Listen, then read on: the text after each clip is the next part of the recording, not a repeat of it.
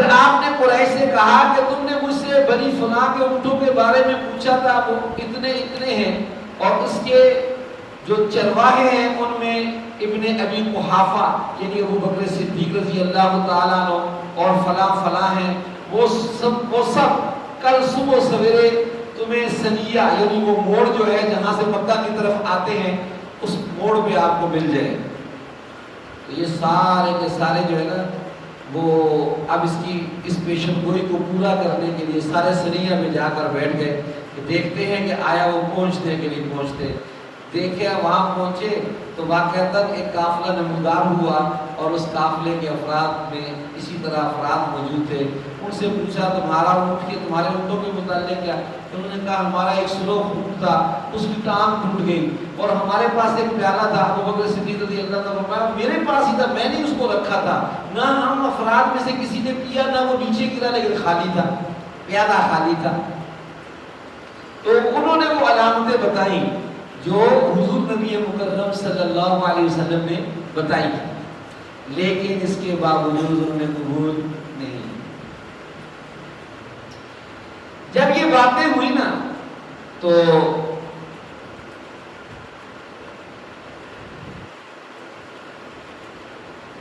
بعض روایات میں آتا ہے کہ ابو جہل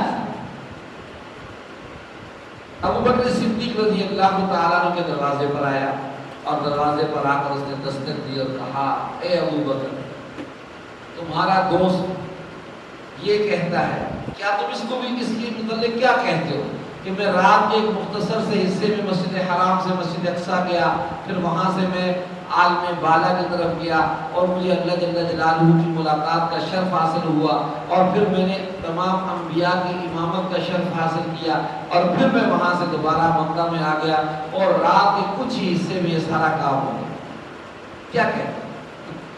تو ابو بکر صدیق رضی اللہ تعالیٰ نے فوراً فرمایا کہ اگر تو حضور نے فرمایا ہے تو پھر میں تصدیق کرتا ہوں کہ واقعتاً سچ فرمایا ہے۔ بلا جھجک اور بلا تعمل میں اس کی تصدیق کرتا ہوں۔ اسی وجہ سے حضرت سیدنا صدیق اکبر رضی اللہ تعالیٰ عنہ کا لقب کیا پڑا؟ صدیق، تصدیق کرنے والا۔ حسن بصری رحمۃ اللہ علیہ سے مرسل روایت ہے کہ جب اس واقعہ معراج کو حضرت ابوبکر صدیق رضی اللہ تعالیٰ عنہ کو اس کی اطلاع ہوئی تو انہوں نے فوراً تصدیق کی اور فرمایا میں آسمان کی خبروں کے بارے میں ان کی صبح و شام تصدیق کرتا ہوں کہ ابھی جبریل آئے اور انہوں نے یہ خبر دی ہے، ابھی جبریل آئے اور انہوں نے یہ خبر دی۔ تو میں جب یہ خبریں پر ان خبروں کی تصدیق کرتا ہوں، آسمان تو اتنی دور ہے، تو مکہ سے مسجد اقصیٰ تک کا جانا تو اتنا دور نہیں ہے، تو جب ہم وہ چیزیں ان کی تصدیق کرتے ہیں تو یہ چیزیں تو اس کے سامنے کچھ بھی نہیں، میں اس کی تصدیق کرتا ہوں۔ اسی روز سے حضرت ابوبکر صدیق رضی اللہ تعالیٰ عنہ کا نام صدیق ہو گیا۔ مسند احمد میں حضرت عبداللہ ابن عباس رضی اللہ تعالیٰ عنہما سے روایت ہے کہ رسول اللہ صلی اللہ علیہ وسلم نے ارشاد فرمایا کہ جس رات مجھے اسرا ہوا، یعنی سفر کروایا گیا، سیر کروائی گئی، اور صبح کو میں مکے میں آیا اور مجھے کچھ گھبراہٹ ہوئی کہ لوگ میری تکذیب کریں گے، میں مغموم ہو کر ایک طرف بیٹھا تھا کہ دشمن خدا ابو جہل اس طرف سے گزرا اور میرے پاس آ کر بیٹھ گیا اور تمسخر کے انداز میں کہنے لگا کیا کوئی نئی بات ہے؟ میں نے کہا جی ہاں۔ اس نے کہا وہ نئی بات کیا ہے؟ میں نے کہا رات کو مجھے اسرا دیا گیا، یعنی رات کو سیر کروائی گئی۔ اس نے کہا کہاں تک؟ میں نے کہا بیت المقدس تک۔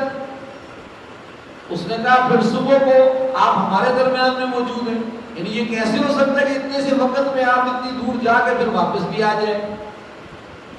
میں نے کہا ہاں۔ اس نے اس خیال سے کہ کہیں میں لوگوں کے سامنے انکار نہ کر دوں، اس وقت جھٹلانا مناسب نہ سمجھا۔ اس نے کہا اگر میں آپ کی قوم کو بلاؤں تو جو کچھ آپ نے مجھے بتایا ہے آپ قوم کے سامنے بھی بتا لیں گے؟ حضور نے فرمایا ہاں، اس میں ایسی کون سی بات ہے، جو میں تمہیں کہہ رہا ہوں میں قوم کو بھی کہہ دوں۔ اس نے سب کو اکٹھا کیا، وہ لوگوں اکٹھے ہو جاؤ، اکٹھے ہو جاؤ، محمد ایک بات کہنا چاہتے ہیں۔ اکٹھے کیا، اس نے مجلس منعقد ہو گئی۔ حضور نے فرمایا مجھے رات کو اسرا کروایا گیا اور کہاں تک؟ بیت المقدس تک۔ انہوں نے کہا پھر صبح کو آپ ہمارے درمیان موجود ہیں؟ میں نے کہا ہاں ایسے ہی ہے۔ پس قوم میں کچھ لوگ تالیاں بجا رہے تھے اور کچھ لوگ تعجب سے اپنے ہاتھ سر پر رکھ کر جھٹلا رہے تھے، یعنی ایسا نہیں ہو سکتا، ایسی بات اتنے سے تھوڑے سے وقت میں اتنا بڑا سفر، نہیں ہم تسلیم نہیں کرتے۔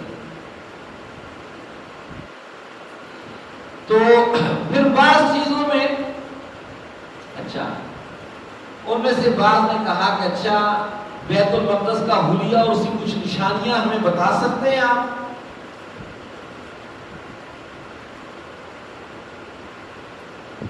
بعض چیزوں میں آپ نے فرمایا کہ دیکھو میں تو وہاں حلیہ تو نہیں دیکھنے گیا تھا، میں تو کسی اور کام کے لیے گیا تھا۔ بعض چیزوں میں مجھے شبہ پیدا ہو گیا کیونکہ میں نے اس خیال سے مسجد کو نہیں دیکھا تھا۔ اس پر اللہ تعالیٰ نے بیت المقدس کو میرے سامنے کر دیا، یعنی راستے کے فاصلے سارے اٹھا دیے، مسجد اقصی میرے سامنے آ گئی۔ اللہ جل جلالہ نے حضور رحمت اللہ علیہ صلی اللہ علیہ وسلم کے لیے راستے کے تمام پردوں کو ہٹا دیا، بیت المقدس سامنے نظر آنے لگا۔ جو سوال وہ پوچھتے جاتے کتنے دروازے ہیں؟ حضور 1 2 3 4 5 6 سارے گھڑ کے فرماتے کتنے دروازے ہیں؟ کہا کتنی کھڑکیاں ہیں؟ فرماتے اتنی کھڑکیاں ہیں۔ اچھا وہ سب پریشان ہو گئے کہ بات بالکل ٹھیک کرتے ہیں۔ تو آپ صلی اللہ علیہ وسلم نے ارشاد فرمایا بیت المقدس ایسے میرے قریب ہو گیا جیسے عقیل کا گھر، مکہ کے اندر عقیل کا جو گھر تھا، فرمایا جتنا یہ گھر میرے قریب ہے نا، میرے سب قریب ہے، اتنا قریب مجھے اللہ نے بیت المقدس لا کر دکھا دیا۔ میں قریب سے دیکھ سکتا تھا کہ یہ اتنی کھڑکیاں ہیں، اتنے دروازے ہیں، اور اس طرح میں نے ان کو بتایا۔ یہ واقعہ احادیث کے اعتبار سے تواتر کے درجے کو پہنچا ہوا ہے، اس کے تواتر کے درجے کو پہنچا ہے۔ اس کا انکار تو کفر ہے، کیونکہ قرآن پاک کی آیات سے بھی ثابت ہے نا، سبحان الذی اسری بعبدہ لیلا من المسجد الحرام الی المسجد الاقصی، مسجد حرام سے مسجد اقصی تک کا جو سفر جسے اسرا کہا جاتا ہے، یہ تواتر سے ثابت ہے۔ اس کا انکار کفر ہے، اس کا انکار کفر ہے، اور اس میں تعویلیں کرنا یہ الحاد اور زندقہ ہے۔ ہاں جو مسجد اقصی سے عالم بالا کی طرف کا سفر ہے وہ احادیث مشہورہ سے ثابت ہے۔ اگر کوئی تعویل کرتا ہے تو اس کے اوپر اس طرح حکم نہیں لگے گا، لیکن بیت اللہ سے مسجد حرام سے مسجد اقصی تک کا جو سفر ہے یہ قرآن کی آیات سے تواتر سے ثابت ہے۔ تو جو چیز تواتر سے ثابت ہوتی ہے نا اس کا انکار کفر ہوتا ہے، اور اس کے اندر تعویل جو ہوتی ہے نا وہ الحاد اور زندقہ ہوتا ہے۔ آگے چلیے۔ ہاں اسی میں یہ معجزہ حبس شمس، معجزہ حبس شمس، حضور صلی اللہ علیہ وسلم نے فرمایا تھا کہ فلاں قافلہ فلاں تاریخ کو غروب آفتاب سے پہلے پہنچ جائے۔ قافلہ تھا نا، اوپر نیچے بھی ہو سکتا تھا، وقت تھوڑا سا اوپر نیچے بھی۔ ایک دن جو وقت بتلایا تھا وہ وقت جب آیا تھا قریب پہنچا، غروب کا وقت ہونے کو ہوا، تو حضور صلی اللہ علیہ وسلم نے اللہ سے دعا کی کہ یا اللہ اگر وہ قافلہ نہ آیا نا اور یہ غروب ہو گیا تو یہ لوگ تو پہلے سے ہی ایسے ہیں اور پھر تو یہ اور کریں گے، یا اللہ سورج کو کچھ دیر کے لیے روک دیجیے کہ غروب نہ ہو، جب وہ آ جائے قافلہ پھر یہ غروب ہو جائے۔ تو اللہ جل جلالہ نے سورج کو کچھ دیر کے لیے روک دیا۔ حبس شمس سے مراد یہ ہے، یہ معجزہ حضور انور صلی اللہ علیہ وسلم کا صادر ہوا تھی۔ کیوں صادر ہوا؟ حبس شمس کا معجزہ اس لیے صادر ہوا کہ معجزہ برحق ہے، انبیاء علیہ السلام کے ہاتھ سے خرق عادت کام کا ہونا جسے معجزہ کہتے ہیں، اور معجزہ اصل میں کیا ہوتی ہے؟ قدرت خداوندی۔ اللہ چاہے تو صادر ہوتا ہے، اللہ نہ چاہے تو نہیں صادر ہوتا۔ اور اس کا انکار ایسے ہی جیسے اللہ کی قدرت کا انکار۔ تو اللہ تعالیٰ قادر مطلق ہے، ان اللہ علی کل شیء قدیر۔ اللہ تعالیٰ بار بار فرماتے ہیں کہ بے شک اللہ تعالیٰ ہر چیز پر کیا ہے؟ قادر ہے۔ یہاں پر یہ عنوان مکمل ہو جاتا ہے جی۔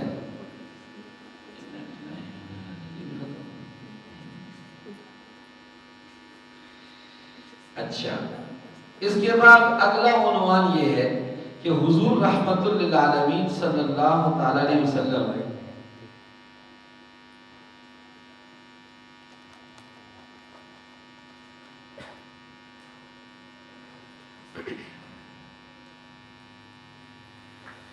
اچھا، مدینہ المنورہ میں اسلام کی ابتدا، اس واقعے کے بعد ایک مرتبہ جب حضور صلی اللہ علیہ وسلم نے نا وہ خط لکھا تھا کیسر روم کے نام، تو کیسر نے کہا کہ اچھا میرے پاس نا یہاں سے کوئی اگر مکے کا سردار ہو تو اس کو میرے پاس لاؤ۔ تو ابو سفیان کا لشکر آیا ہوا تھا، قافلہ آیا ہوا تھا، ابو سفیان قریب آ گئے تو ابو سفیان کو سے نا کیسر نے اپنے بالکل سامنے بٹھایا اور کچھ سوالات کیے، تو ابو سفیان نے ان کو جوابات دیے۔ تو ان میں ایک سوال اس نے ابو سفیان نے کہا کہ میں تمہیں ایک عجیب بات نہ بتاؤں، میں تمہیں ایک عجیب بات نہ بتاؤں، جو نبوت کا دعویٰ کرنے والا ہے وہ ایک عجیب بات کہتا ہے۔ وہ کیا؟ وہ یہ کہتا ہے کہ مجھے ایک رات مسجد حرام سے، یہ تمہاری جو مسجد ہے نا مسجد اقصی، یہاں تک سفر کروایا گیا ایک رات کے تھوڑے سے حصے میں۔ یہ بات ابو سفیان نے کیوں کہی تھی؟ اس لیے کہی تھی کہ تاکہ کیسر اس کا انکار کرے کہ نہیں یہ کیسے ہو سکتا ہے، بالکل اس کو عقل تسلیم نہیں کرتی۔ اس نے جب یہ بات کیسر کے سامنے کی نا تو وہاں ایک پادری تھا، وہ فوراً کھڑا ہوا اور کہنے لگا کہ میں اس بات کی تصدیق کرتا ہوں کہ ایسا ہوا ہے، اور بلکہ میں وہ رات بھی بتا سکتا ہوں کہ کون سی رات میں یہ واقعہ پیش آیا ہے۔ تو بڑے پریشان ہوئے سارے کہ یار یہ انکار کی بجائے یہ تو تائید ہو رہی ہے۔ تو اس نے کہا کہ اصل میں بات یہ ہے، معاملہ یہ ہوا کہ میرا کام یہ تھا، میں ہر رات کو مسجد اقصی کے دروازے بند کر کے سوتا ہوں۔ اس رات بھی میں نے ایک دروازے کے سوا تمام دروازے بند کیے، ایک دروازہ میری کوشش کے باوجود مجھ سے بند نہ ہوا۔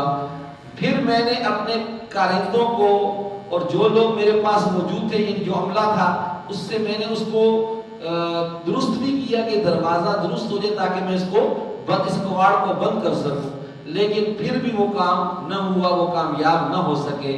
ایسا معلوم ہوتا تھا گویا کوئی پہاڑ ہے جسے ہم ہلانا چاہتے ہیں، حالانکہ دروازے کا ایک کواڑ تھا لیکن وہ اتنا وزنی ہو گیا اس رات کہ ہم اس کو بند کرنا چاہتے تھے لیکن بند نہیں کر سکے۔ تو ہم نے اس کو ایسے ہی کھلا چھوڑ دیا، یعنی اس رات مسجد اقصی ہم نے کھلی چھوڑ دی، وہ دروازہ کھلا رہا۔ پھر انہوں نے کہا کہ اس وقت تو ہم کچھ نہیں کر سکتے، صبح کو دیکھیں گے۔ چنانچہ اس دروازے کو کھلا چھوڑ دیا گیا۔ صبح کو جب میں وہاں گیا تو مسجد کے کونے میں جو پتھر کی چٹان تھی اس میں سوراخ تھا، اور اس پہ ایسے اثرات تھے جیسے وہاں کوئی جانور باندھا گیا ہے۔ جو پہلے ذکر نہیں کیا تھا کہ جبریل امین ساتھ تھے اور انہوں نے ایک جگہ پہ سوراخ کیا اور اس سوراخ کے ساتھ حضور کی سواری کو باندھ دیا۔ تو کہنے لگے کہ میں نے صبح آیا نا جب، تو میں نے وہاں پر ایک سوراخ دیکھا اور ایسے آثار دیکھے کہ رات یہاں پر کوئی جانور آیا ہے اور وہ کچھ دیر بندھا ہے۔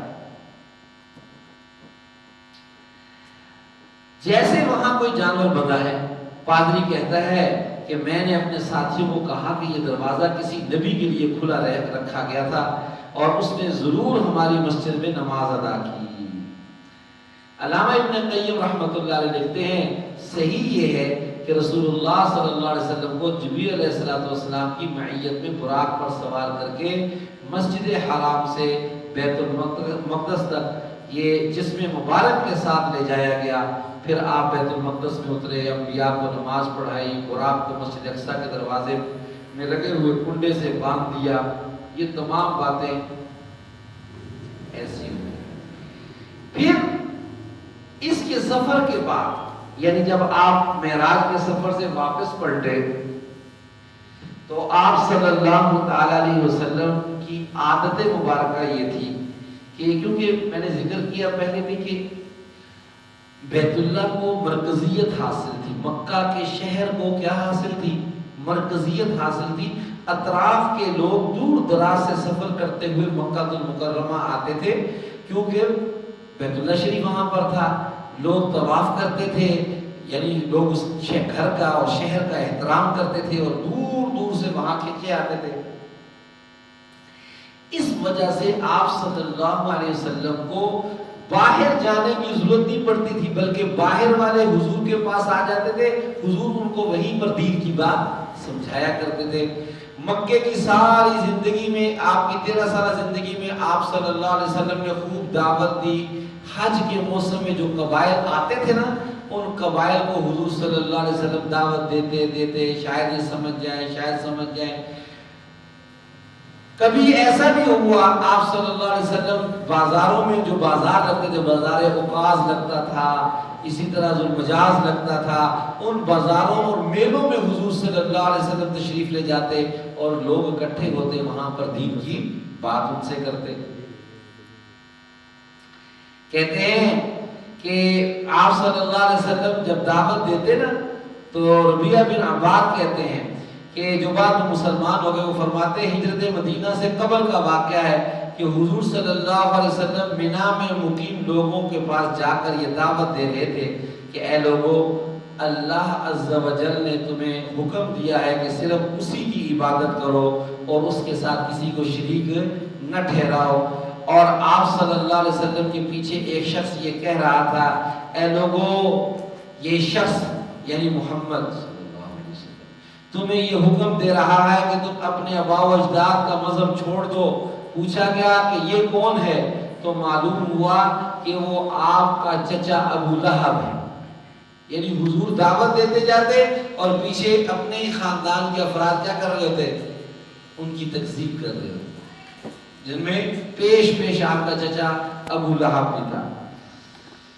اسی طرح مختلف روایات میں یہ بات آتی ہے، لیکن اس سے یہ بھی معلوم ہوا کہ آپ صلی اللہ علیہ وسلم بھی کوئی موقع ہاتھ سے جانے نہیں دیتے تھے۔ آپ صلی اللہ علیہ وسلم کی عادت مبارکہ یہ تھی کہ جو قافلے تشریف لاتے، آپ صلی اللہ علیہ وسلم ان کو حج کے ان قافلوں کو ملتے اور ان کے ساتھ دین کی بات کرتے، اپنے نبی ہونے کا تذکرہ کرتے، اللہ کی وحدانیت کا تذکرہ کرتے اور اس کی طرف لوگوں کو دعوت دیتے، لوگوں کو بلاتے۔